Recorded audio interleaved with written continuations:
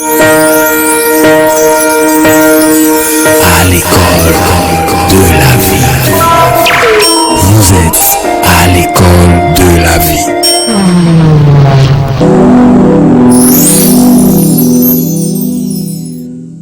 Eh bien, cher ami, l'école de la vie de ce jour raconte une merveilleuse histoire.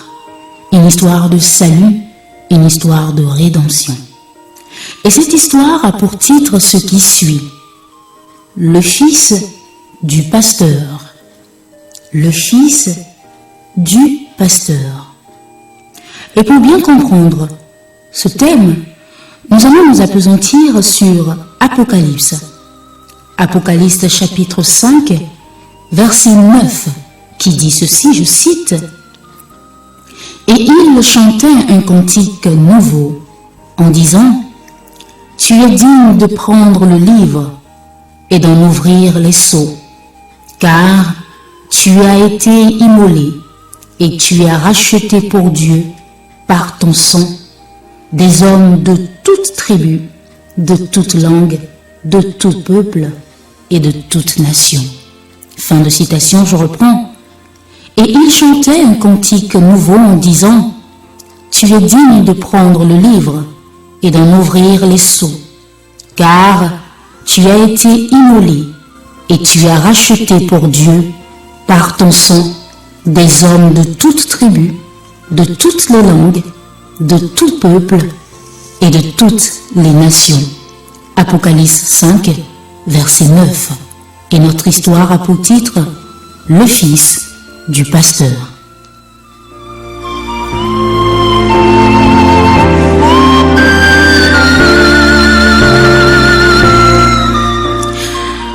Chaque dimanche, bien-aimés dans le Seigneur, chaque dimanche après-midi, le pasteur et son fils de 11 ans sortaient dans la ville pour distribuer des brochures d'évangélisation.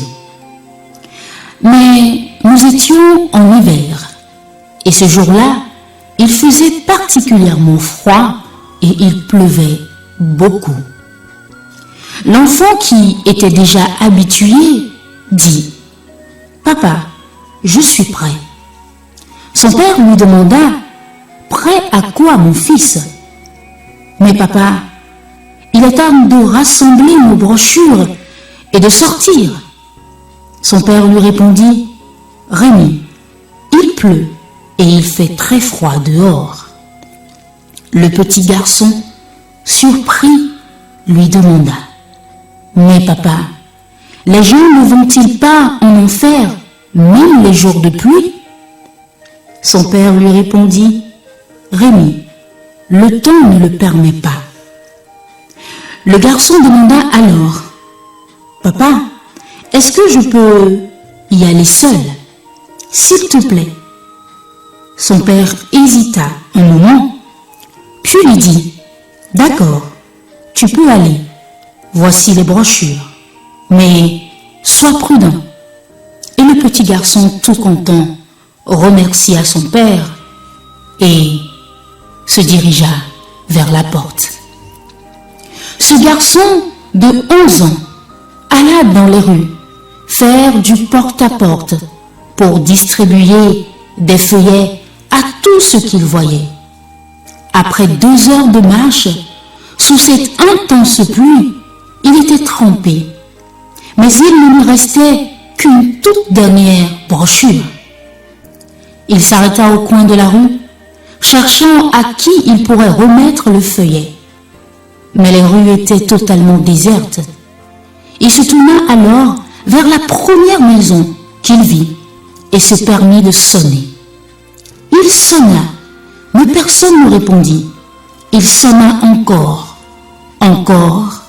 et toujours personne. Aucune réponse. Enfin, Rémi décida de partir, mais quelque chose l'en empêcha.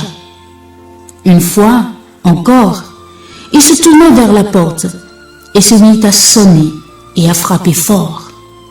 Soudain, il entendit quelque chose qui remuait là-haut, sur le balcon. Il sonna de nouveau, et cette fois-ci, la porte s'ouvrit lentement. Debout à la porte, il y avait une vieille dame avec un regard très triste. Elle demanda doucement, « Qu'est-ce que je peux faire pour toi, mon enfant ?» Avec des yeux et un sourire radieux, le petit garçon lui dit, « Madame, je suis désolé de vous avoir dérangé, mais je veux juste vous dire que vraiment Jésus vous aime et je suis venu vous donner mon tout dernier livret qui vous dira tout sur Jésus et son grand amour pour vous. » Et il lui remit son tout dernier feuillet et se retournant pour partir. La dame l'appela et lui dit, « Merci mon garçon, passe une bonne journée. »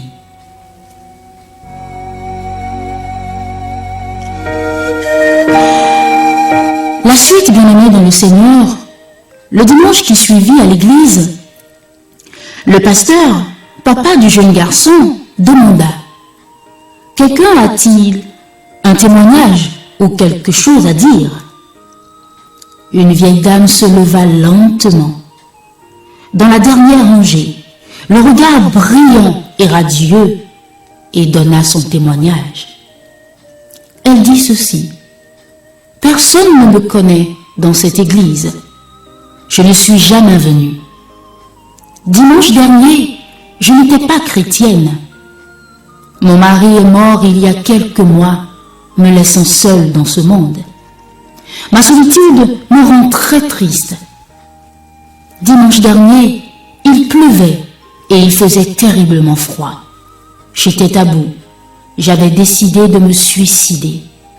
Désespérée, je n'avais plus la volonté de vivre. Alors, j'ai pris une corde et une chaise. Je l'ai attachée à mon cou.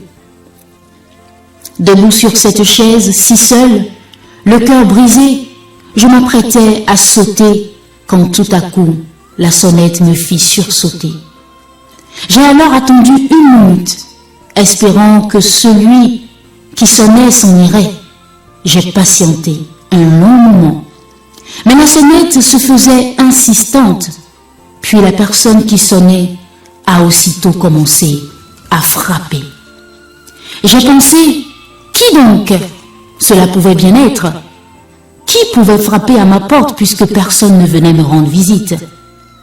J'enlevai la corde de mon cou et me dirigeai vers celle-ci, et la sonnette retentissait toujours plus fort. Lorsque j'ai ouvert la porte, j'ai vu qui était là. Je ne pouvais pas y croire parce que debout, il y avait un petit garçon, le plus radieux qui fût. Il ressemblait à un ange. Les mots qui sortaient de sa bouche donnaient à mon cœur une espérance de vie. Il s'écria d'une voix de chérubin, « Madame, je suis juste venu ici pour vous dire que vraiment, Jésus vous aime. » Et le petit garçon disparut dans le froid et la pluie. J'ai fermé la porte et j'ai commencé à lire chaque mot de cette notice. Je suis remontée au grenier pour récupérer ma corde et ma chaise.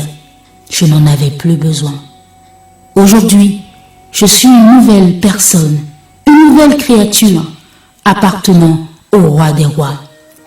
Et puisque l'adresse de votre église était sur la brochure, je suis venue ici pour dire merci personnellement à l'ange de Dieu qui m'a épargné d'une mort éternelle en enfer. Bien-aimés, que retenir de cette histoire?